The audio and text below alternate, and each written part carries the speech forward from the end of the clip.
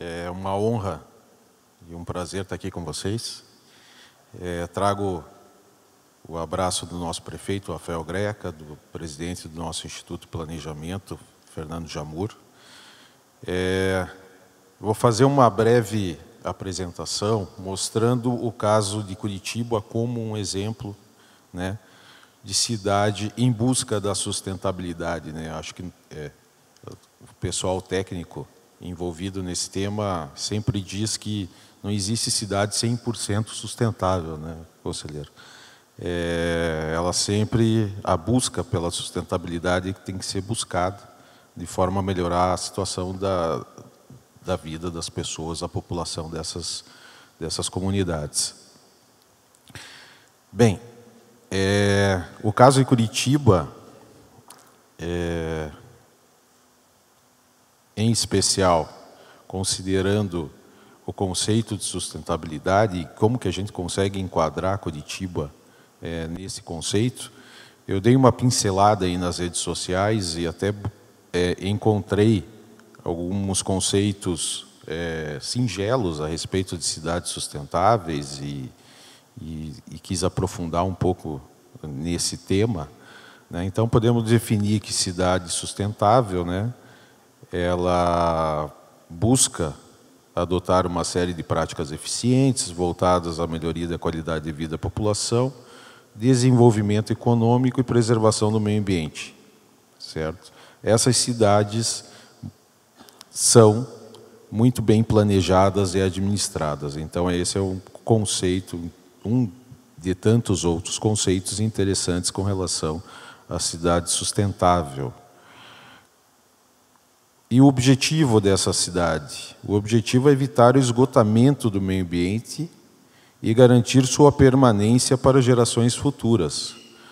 É o nosso objetivo, né, como gestores, né, municipais. Eu, no caso, um gestor municipal, estou há 18 anos atuando junto à Prefeitura de Curitiba. Sou funcionário de carreira do Instituto de Pesquisa e Planejamento Urbano. Então, lá nós diariamente buscamos esta meta, né, garantir a permanência da cidade de boa qualidade para a geração futura. E essa cidade tem algumas características, né? Ou deve realizar algumas ações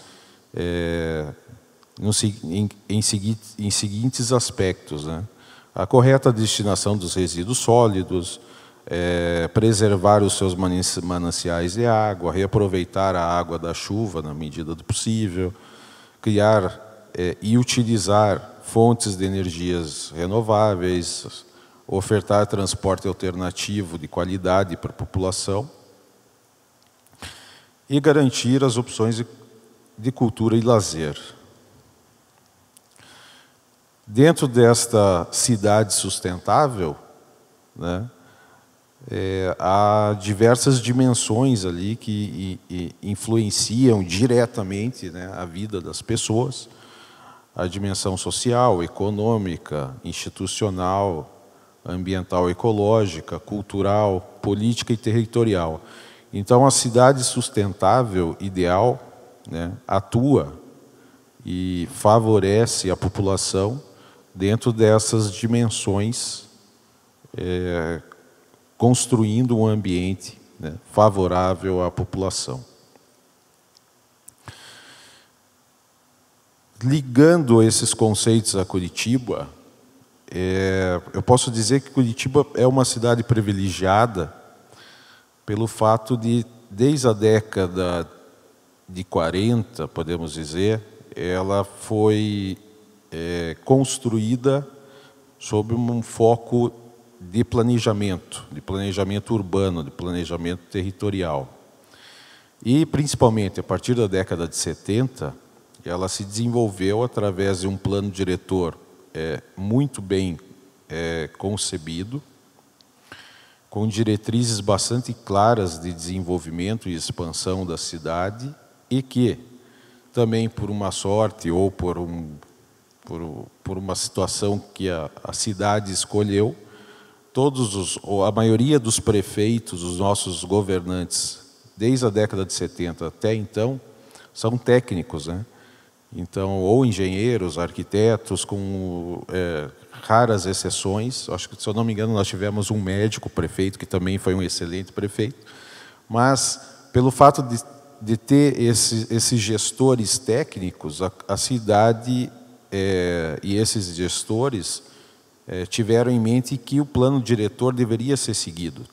Por formação, né, acadêmica, esses gestores tinham em mente que o planejamento pré-concebido deveria ser respeitado, e assim foi feito.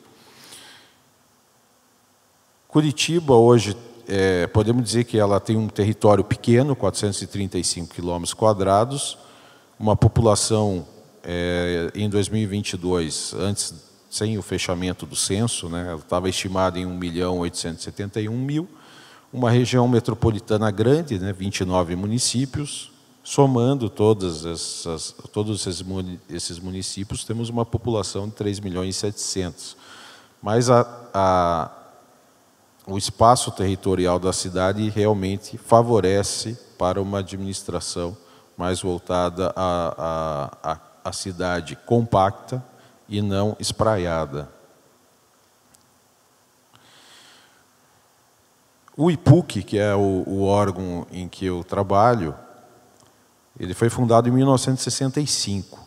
Ele foi fundamental para a implantação do Plano Diretor de 1966, que determinou o modelo atual de desenvolvimento da cidade, que determinou que a cidade deve crescer no entorno de eixos estruturais. Esses eixos estruturais, eles agregam políticas de uso do solo, transporte público e sistema viário, que eu vou mostrar um pouquinho mais à frente, e também com um papel principal de monitorar o crescimento urbano, de desenvolver planos, programas e projetos urbanos, buscar excelência e compartilhar boas práticas em planejamento urbano. Ou seja, o que estou fazendo aqui hoje, por exemplo, é compartilhar esta boa prática de Curitiba em planejamento urbano, que é uma das funções do IPUC também. E promover e acompanhar as ações de integração com a região metropolitana. Então, o IPUC é um instituto que foi criado para implantar o plano diretor de 1966 e de monitorar a aplicação deste plano. E assim vem sendo feito pelo Instituto até então.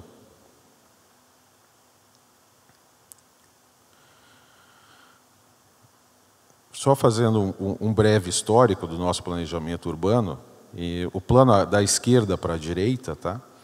O plano Agache foi o primeiro plano, digamos, estruturador da cidade. Em 1943, a cidade era pequena, tinha 127.000 habitantes, e previa um crescimento, digamos, convencional das cidades, né, na época, que era um crescimento do centro para as extremidades, né, o que favorecia, né, a periferização, digamos, da população.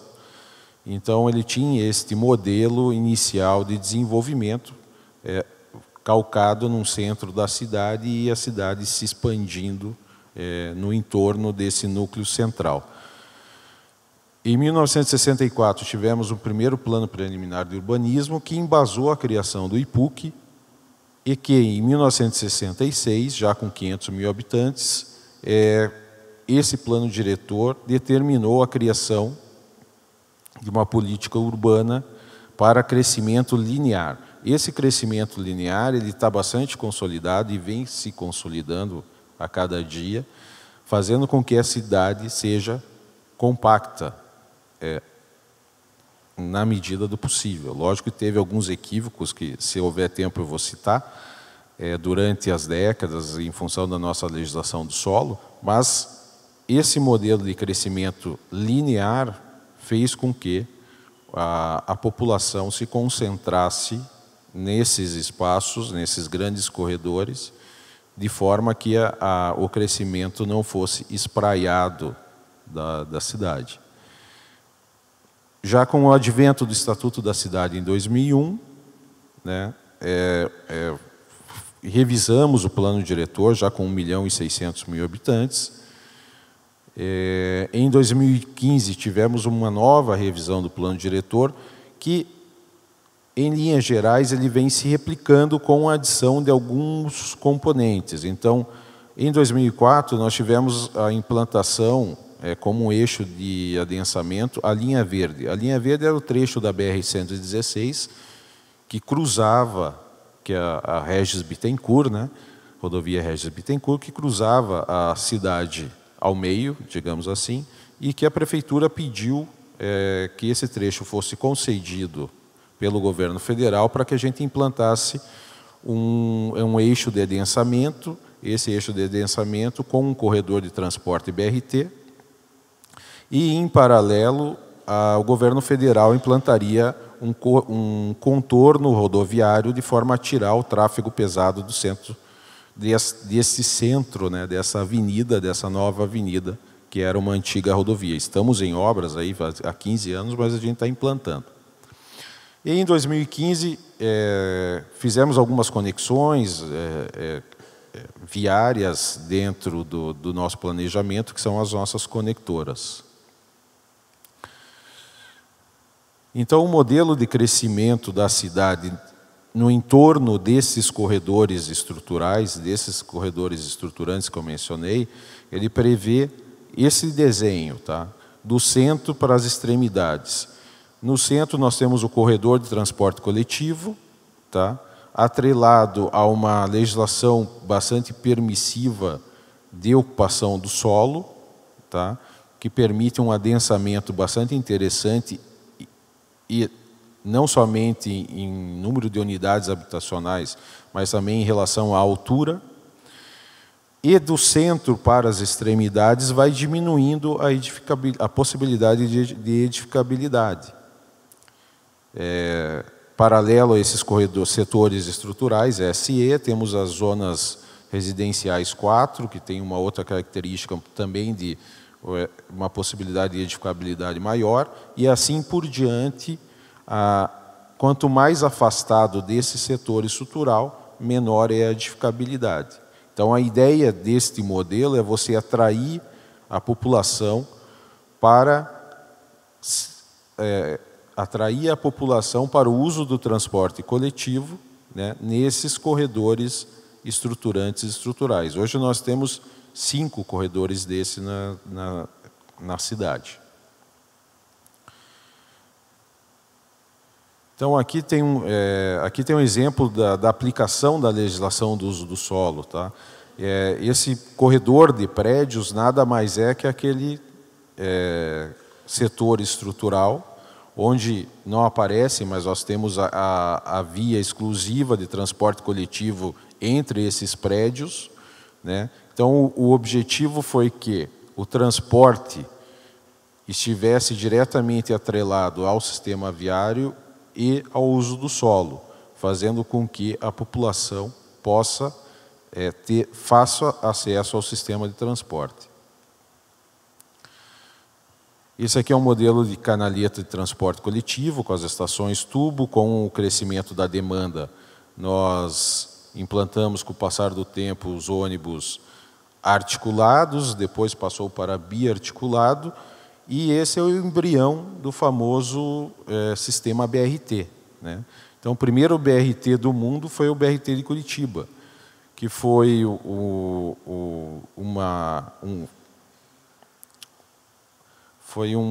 projeto desenvolvido junto com a Volvo, na década de 70, de forma que a gente implantasse dentro desses corredores segregados ônibus com características diferentes, né? E esses ônibus foram crescendo, né, em função da demanda, em função do sucesso, em função do adensamento dos corredores. Esses corredores de transporte foram crescendo e gerou, né, e acabou sendo criado o conceito de BRT, que depois foi replicado em Bogotá, com características parecidas com as nossas, né, e depois replicado em diversos lugares do mundo. E o sistema viário, né, a correlação do transporte com o sistema viário. Ali a linha vermelha mostra onde passa o nosso ônibus BRT, onde tem a canaleta exclusiva. Paralelo, para dar acessibilidade e mobilidade também para os demais modais de transporte, nós temos as vias que nós chamamos de rápidas, né? Que são vias paralelas ao setor estrutural, entre o setor estrutural e as zonas residenciais 4, que fazem a ligação, né, para tráfego de distâncias maiores, né, entre a região central e as extremidades desses corredores. Então, isso a gente chama de sistema trinário. Tá? Um corredor lento com vias lentas, né, de acesso local, que é o corredor central, e as vias que a gente chama de rápida, que são as vias paralelas aos setores estruturais. Então, isso é um mix de ações que Curitiba vem implantando desde o início da década de 70, de forma que a cidade se desenvolva de forma compacta, né? O transporte coletivo seja atraente, o uso do solo seja misto, principalmente nas adjacências do corredor de transporte, ou seja, a pessoa que utiliza o transporte público, ela pode descer numa estação e acessar uma padaria, acessar uma loja, porque o modelo de desenvolvimento e de zoneamento e de critérios de edificação permitem esse tipo de uso misto para essa situação, dando vida, né, a esses corredores. Paralelamente, a cidade investiu muito nos demais modais, e talvez os modais mais importantes, né, a mobilidade ativa. O primeiro calçadão do Brasil, podemos dizer que foi a Rua 15 de Novembro, em Curitiba, hoje Rua das Flores, que foi uma ação muito ousada numa rua que era o shopping da cidade, podemos dizer assim, na época, que o prefeito, Jaime Lerner, na época, falou: vamos implantar esse calçadão no final de semana, porque o comércio vai estar fechado, porque se a gente for fazer durante a semana, os comerciantes não vão deixar. Por causa que a rua era o estacionamento dos carros, né, e os carros que alimentavam o comércio. E esse conceito, depois dessa iniciativa bastante ousada, foi totalmente descaracterizado, e a Rua 15, até hoje, é uma via super importante do comércio da cidade. A ciclomobilidade recebeu muitos investimentos também. Hoje nós temos uma malha de 270 quilômetros e pretendemos, até 2025, fechar com 400 quilômetros de infraestrutura. Agora, recentemente, implantamos o modelo de bicicletas por aluguel, né? Então, já temos várias estações lá e está sendo um sucesso também essa questão. Os ônibus, né? Nós tivemos, Curitiba tem um modelo de ônibus para cada tipo de trajeto, linha turismos, linhas alimentadoras, mas com relação à tecnologia, nós temos o ônibus híbrido, que foi o modelo inicial de uma mudança de matriz energética para o transporte. E aí a gente vem tratando isso até agora, que eu quero mostrar para vocês. Nós sofremos e estamos sofrendo já há bastante tempo com a diminuição, isso é um fenômeno em todo o Brasil, né, da diminuição da demanda do transporte coletivo. E isso se acentuou muito durante a pandemia e não conseguimos recuperar ainda os níveis pré-pandemia. Isso também eu atribuo muito, no nosso caso, Curitiba, pelo formato do nosso transporte e da nossa rede, ao transporte de aplicativo também, que isso nos tirou uma demanda importante de viagens de curta distância, né? Então, é um concorrente muito desleal, digamos assim, o transporte por aplicativo, e isso vem impactando diretamente lá nas nossas contas do transporte. Então, aqui nesse gráfico, a gente pode ver que a evolução, né, de passageiros por ano vem diminuindo. A pandemia ali em 2020 foi drástico, né, foi bastante pesado essa diminuição. E a gente vem lutando e investindo na melhoria do sistema para tentar atrair mais usuários e tentar voltar aos níveis pré-pandemia, porque crescer acima dos níveis pré-pandemia está muito difícil, bastante complicado, mas é uma luta aí para o futuro. E com isso, né, com essa diminuição de demanda, o que vem acontecendo nas cidades? A frota vem envelhecendo, né? Nesse gráfico a gente pode ver que nos últimos anos, aí 2020, 2021, a gente chegou nos níveis mais severos em relação à utilização da frota, com média aí de 6 anos por veículo, né, utilizado, muito em função pela questão do financiamento do transporte, face à diminuição da demanda. E temos aí estratégias, né? A estratégia que a gente busca, né, de melhorar a regularidade do serviço, a oferta, criar metodologias para gerar a prioridade, melhorar a velocidade operacional, mexer na infraestrutura de forma que a velocidade operacional melhore, melhorar a qualidade dos veículos, a segurança no sistema e o preço da tarifa, seja com subsídio ou sem subsídio, a gente tem que gerar uma tarifa acessível à população. Então, ações de política pública, né, temos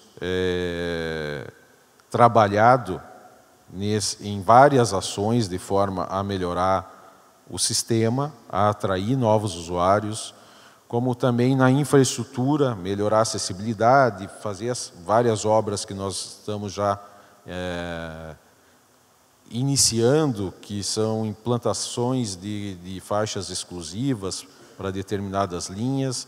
E na parte de gestão tem toda uma questão de reestruturação, de aperfeiçoamento da bilhetagem eletrônica, questões tecnológicas também envolvidas, que vai nos trazer uma melhoria do sistema, de forma que a cidade se consolide ainda mais como um modelo de sustentabilidade. Estamos implantando o Programa de Mobilidade Urbana Sustentável de Curitiba, que é a porta de entrada dos ônibus elétricos.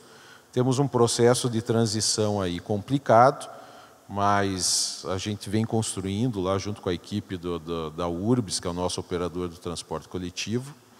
Muitas cooperações técnicas a gente vem realizando com órgãos muito importantes, de forma que a equipe da prefeitura receba conhecimento técnico, capacitação, de forma que a gente consiga implantar iniciativas inovadoras e cada vez mais tecnológicas, de forma a melhorar todo o nosso sistema.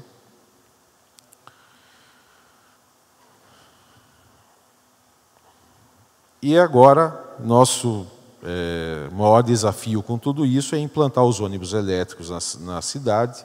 Fizemos uma chamada pública, vários fornecedores estão testando os seus ônibus lá. E talvez a nossa iniciativa mais ousada é a implantação do MaaS, né, que é Mobilidade como Serviço. É um serviço, né, de aplicativo que agrega todos os modais, ou boa parte dos modais de transporte, e que facilita essa integração e essa mudança de modal, diferentemente do modelo atual, que para cada sistema, para cada modal, você tem que pagar separadamente. O MaaS pretende integrar todos os modais, sejam particulares, né, sejam privados ou sejam públicos, e integrar em uma única plataforma.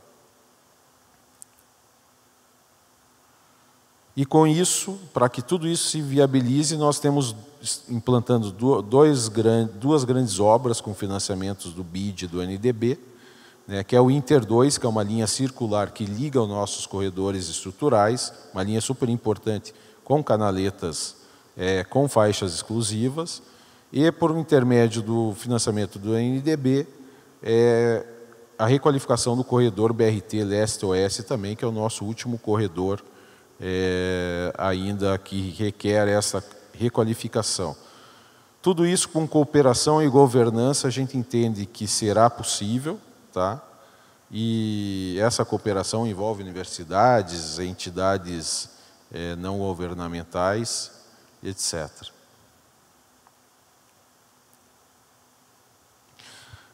Bem, era isso, agradeço, fui no meu limite do tempo aqui, espero que a palestra tenha sido útil aí, que agregue a vocês alguma coisa, ok? Muito obrigado.